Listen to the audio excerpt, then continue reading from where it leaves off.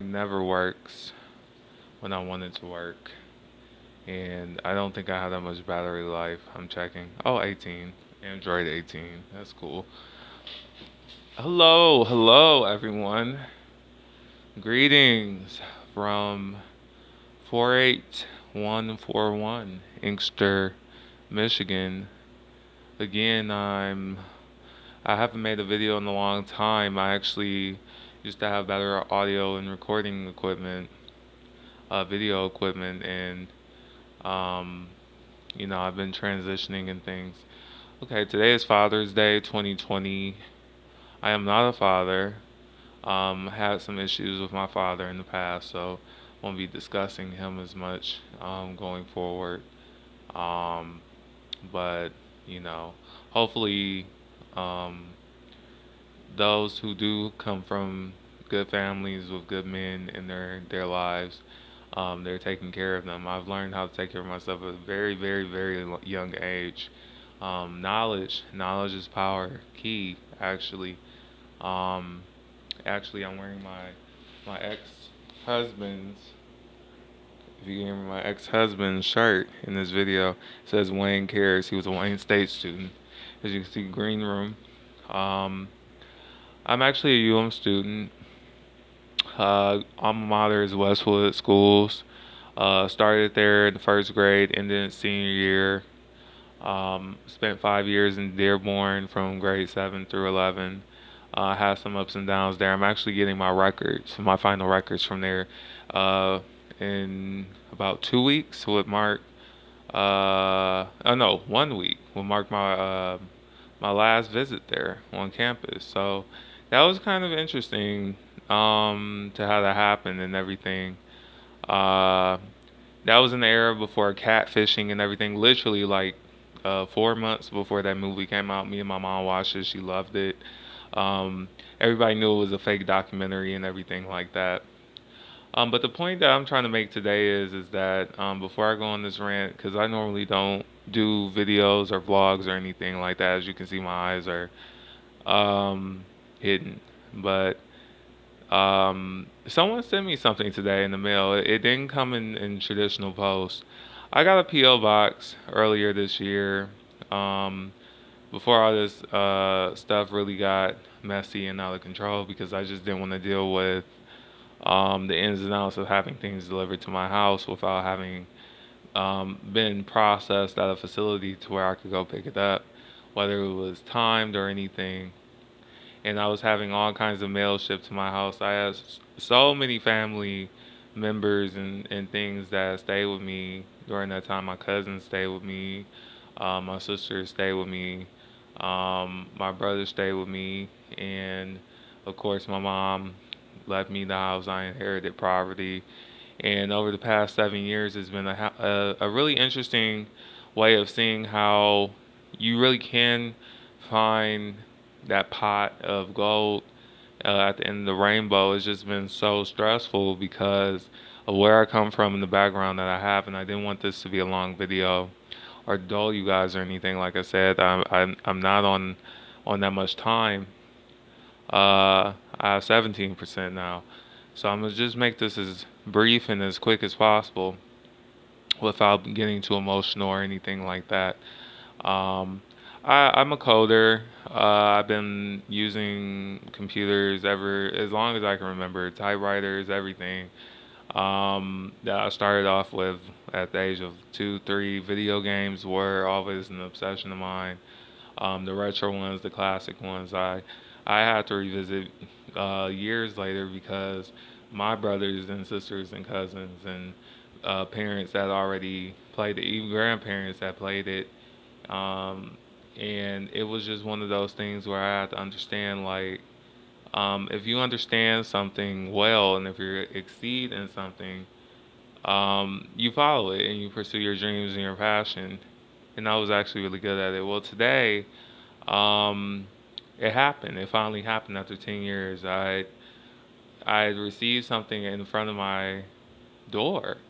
Um, my first government phone, and it's an insurance wireless phone. I could show it to you. I don't know if I'll ever really be making any kind of public calls or anything, or private calls on this thing or anything. I know it's loaded with malware, um, and unnecessary spy track tools and things like that. But I just love, tearing these things apart and doing um, uh, forensics, data and just learning how everything comes back to the host and elsewhere. So the end point of this package was delivered yesterday, um, and I tracked it and everything. And when I received it, it didn't come with any kind of shipping confirmation, no tracking, none of that, where it came from, um, how long it took to get here, who shipped it. And then a few hours later, I found something interesting in my door, and it was a mask, and it was a COVID-19 mask. And I thought, well, are they passing out masks now, like the census or something? Is somebody in my city doing this?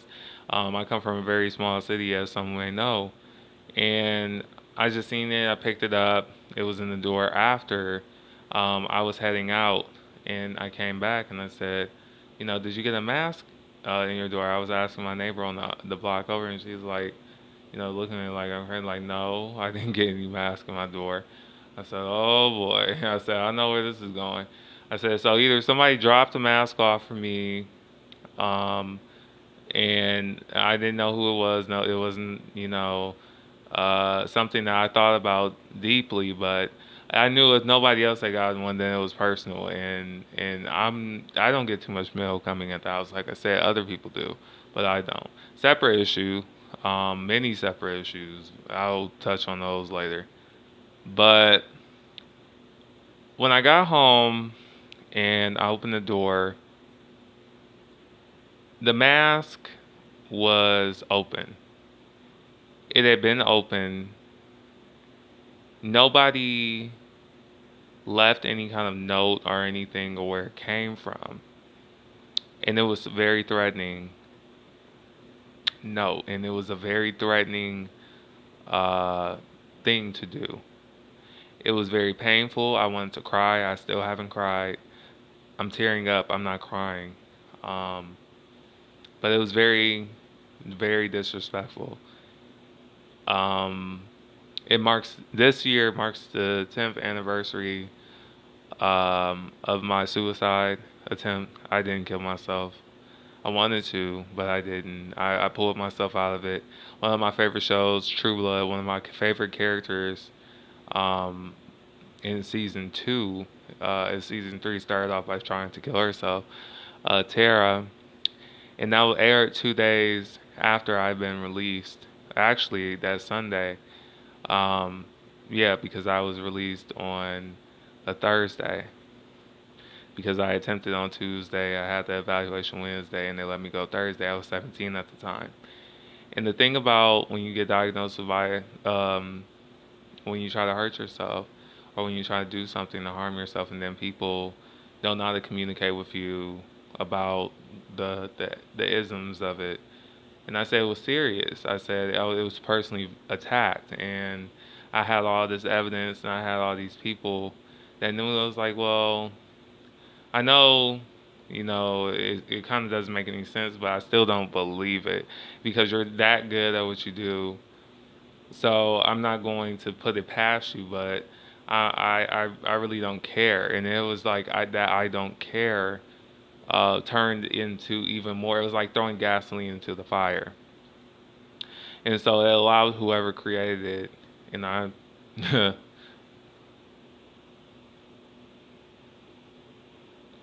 to kind of exercise that false power that these people had, and I was already trying to break out of that thing with grades and things like that, and just having the stance in college. I applied to the colleges that I wanted to go to. I applied to Long Island University, Cornell. Um, they said, look, you have to study, you have to really focus. And there were other things that happened in my senior year. I'll have to have a whole separate thing on that. but it was just a lot. And I knew publishing was something that I always was interested in. In autonomy, I always loved hearing something, and I had so many different nicknames and things growing up. But I stuck with AJS. That's my name. 1219. Some people call me now on campus. And even with this current thing going on with COVID, it's it's been hard to regain balance, and I've had to look at myself and say, where would I rather be and how would I rather be? As you can see, my forehead, I really don't have any wrinkles, if any, um, because I try not to stress a lot. I try not to look at people, and my hair is really full and it's growing and it's fluffy and I like my sides short, and of course I need to do something with it. But like I said before, me just getting that mask in the doorway and it was used, and I opened it and it had a partition in it and a separate partition for the layering. But inside the original layering, where you can breathe out, was a nasty discharge. Like someone had purposely coughed in it or found someone to cough in it with COVID and put it in my mailbox and tried to make it seem like, oh, this is new, or I wasn't going to see that somebody did that. And I said it was one of the most disgusting things I had ever seen in my life. I immediately called 911 because it wasn't even there when I got this phone. When I literally got this phone, I have the box right over here. Um, and this box came today. Like I said, today is June 21st, 2020. I called dispatch. They told me to call the police. I was on hold for longer than 45 minutes. I hung up. I couldn't make a report. You know, the guy answered twice. I said, hello, hello. Both times he switched back over. I said, fuck this. I'm not dealing with Inkster PD. If you know anything about Inkster, we're a black city. It's very historical, very powerful. And we just don't play games. We try not to play games with people. And I didn't want to play games with that, and because this is my life, and I'm a gay male, homosexual male, black, of course, but when all of that ties into my everyday life and what I choose to do with my body and how I stay clean and how I focus and energize and all of that, it can have a lot of pressure on you. When something that never of this caliber ever happens to me before it happens.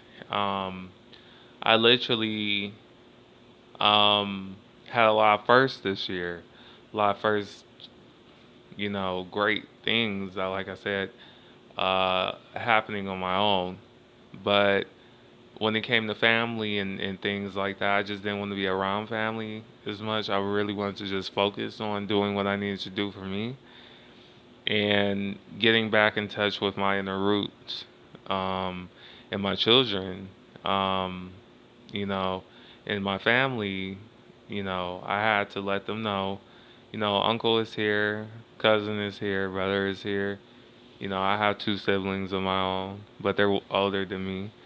And sometimes that could be a little difficult to discuss. If you know anything about parental units and losing a parent and how that goes and half siblings and everything. So I always try to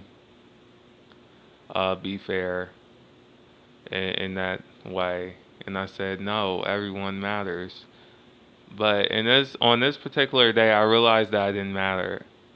I realized that nobody cared um, about me. I have a grass allergy. I let my grass grow up a little bit before I cut it, or otherwise I'll have red eyes, runny nose for like days. I'll be looking like a drug head, a drug addict for days. Um, and just to see that mask in there like that exposed, and that wasn't what I wanted to think it was, but it was, and it was open. And I don't know what compelled me not to get or beef up my security again.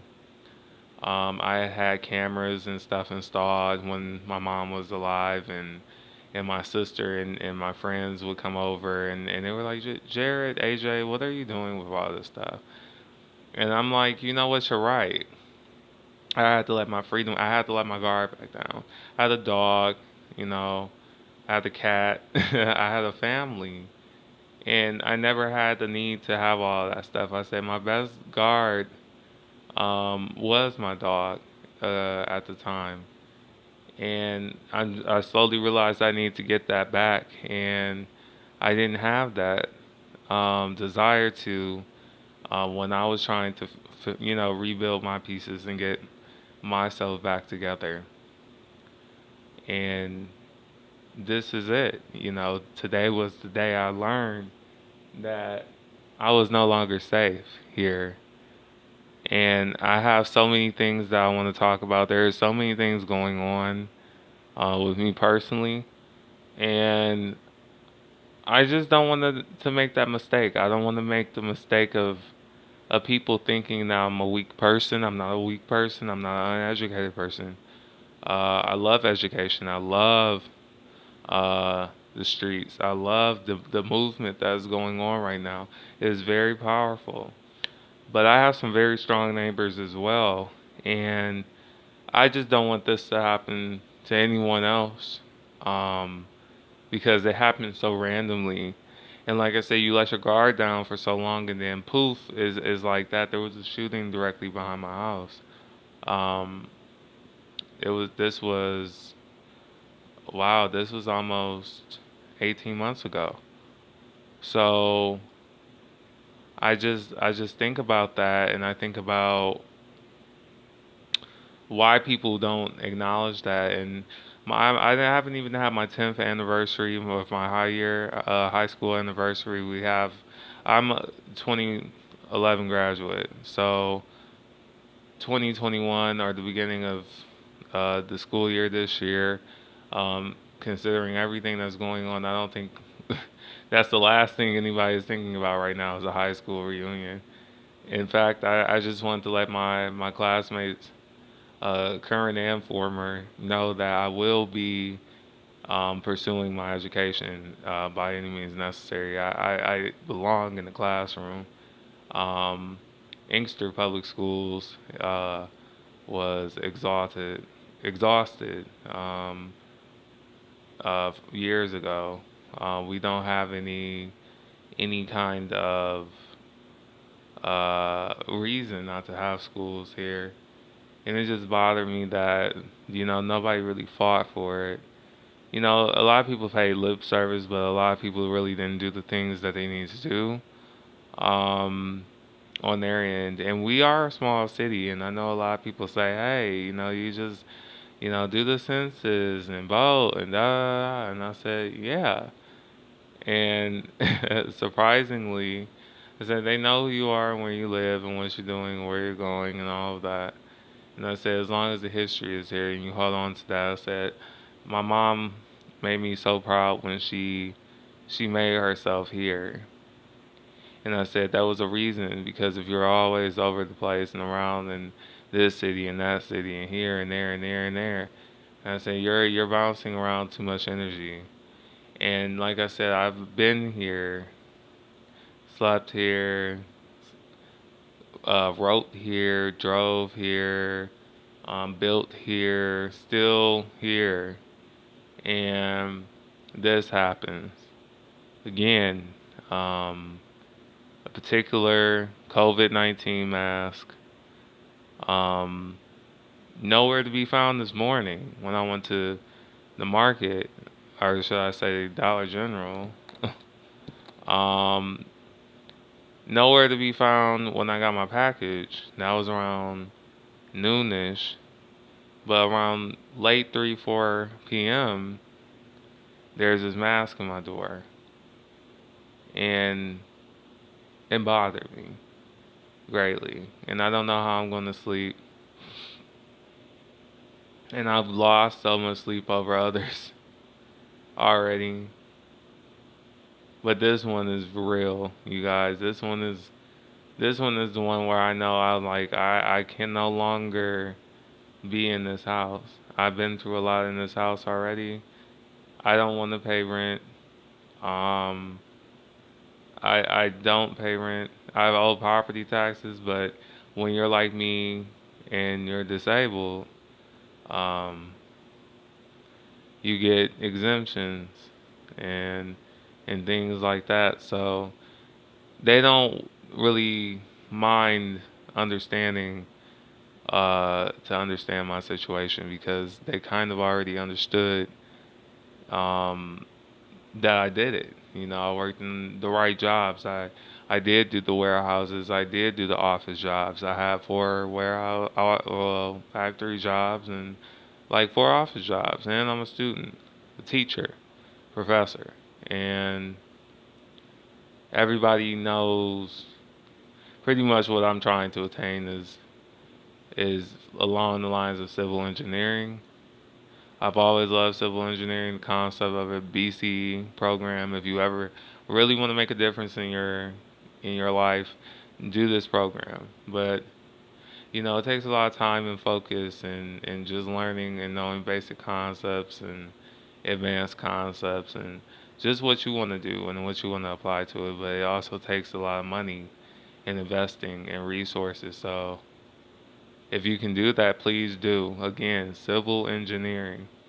And I don't know if this is going to be one of the last videos that I make. Um, I don't know how much time I have on this earth. Um, I do have a P.O. box. I do have two new kittens that I've adopted, fresh off the street, that haven't even seen the vet yet. Um, and there were so many things that were being said about me when I was trying to get rid of the other three. Like, oh, you know, I said, babe, I did the world a service. You can't have strays running out everywhere. It's become a huge problem. And so many or so few people can actually deal with cats. And a lot of people abuse animals. But I'm very good with animals. And if anybody knows me personally, they know that I'm the last person to abuse an animal. Maybe a little playful, a little rough from time to time. Or maybe if they're all up on me, I may step, oh, by accident, of course, on them because they just love me so much and they want to be around me. I'm like, oh my God, this is why I have to put you up because, you know, your heart is so pure and I can't deal with that right now because I'm so in and out. So it's just a blessing for me to be able to come in and out the house every day and get home. But I'm really going to do my part now to fight to get out of here because I really don't know what's going on and I don't have any other way to report this. I have no way to go to any kind of law enforcement. Everything that's going on with Black Lives Matter and defund the police and everything. I actually had to call dispatch. So there's a public record of me calling the police. I've only called the police twice in the past year. If you want to total the year up. When I was almost attacked by a dog, this guy was not no neighbor. He lives way over. He's an Inkster resident, but he was definitely out the way, and he was kind of goofy about his dog, and the dog was charging me like, you know, I was on the corner. I wasn't even on the sidewalk. I was in the street. Way like actually not even by the sidewalk in the street. I was a little towards the center of the street, and the dog is running towards me. And if you know anything about how cars are parked on the street, and you have a big open yard, and this house is kind of further back, um, that was the issue. But I don't believe the brother to be a bad person. But if you know that your dog is a big, you know, Scooby Doo ass looking dog, and you're not even, you know, a half a mile away from the police station. Not even that, not even a quarter mile away from the police station. Our police station. You have to do your part. And I genuinely believed I was going to be hurt. And this was around, yeah, late October. And it's a photo that I put on Twitter, and it was an eye. And I said I had the call log, I had a record. Um, of it. And I remember calling. I said I couldn't fucking believe it. It was just so reckless, and it was so ignorant at how he responded. He didn't say sorry. He didn't say anything, and I just stood still. I didn't run away or anything, but the dog was still charging. I'm still, and the dog is charging me.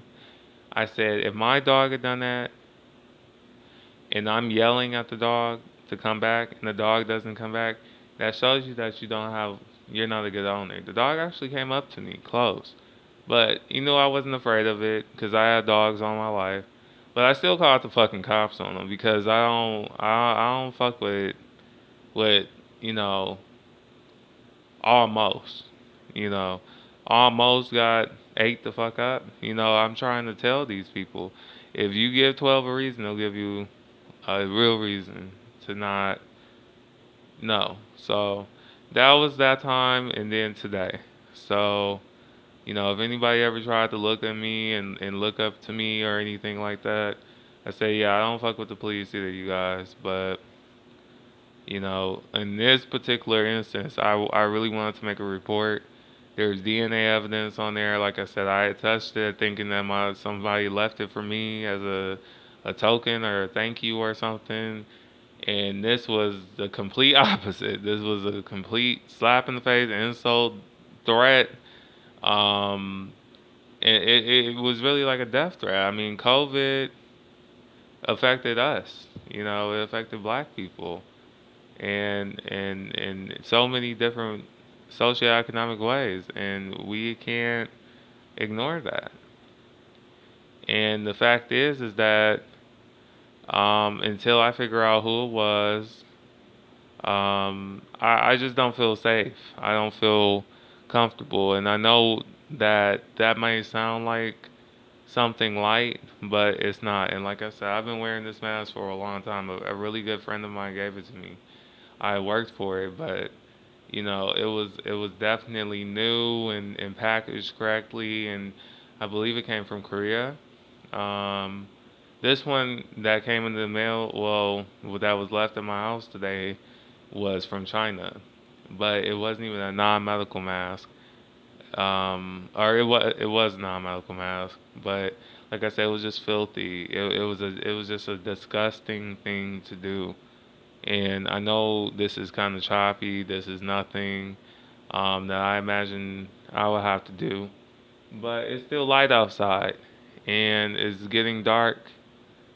Um, the bugs are out. I know a lot of people haven't been social distancing because I've seen people were literally on top of each other, like that. Um, like like you can't be on in front of people thinking like you can't get sick or you won't get sick. But I just felt like pulling out the tripod and recording on this phone. I haven't recorded a video in a long, long time. I used to vlog. That was so time consuming. So I wanted to just do a straight video. And I know, I used to watch uh, a lot of different YouTubers and things straight through and just having commentary. And I was like, people really do that. I said people really have a lot to say about things, but I felt like this was more important. So I guess depending on the response I get for this, seeing as my Twitter anniversary is 10 years in what, 3 days? Yeah, I've been on Twitter for 10 years. I said it's time for me to retire. I've learned so much about cyberspace and just claiming what's yours and just doing everything that you need to get to do and to get to where you need to get without the pretense involved. I've earned it. You've earned it clearly, and you guys. Wrapping it up, it's so good for me to be here. I feel so blessed to be here.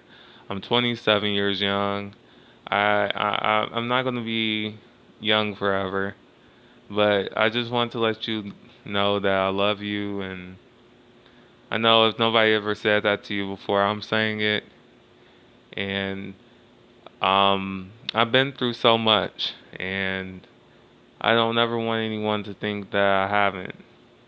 or I don't know. I do know who is and who isn't. And if you can see, the eyebrow, I can do that too. So, signing off. Have a great night. Love you. Stay safe this summer.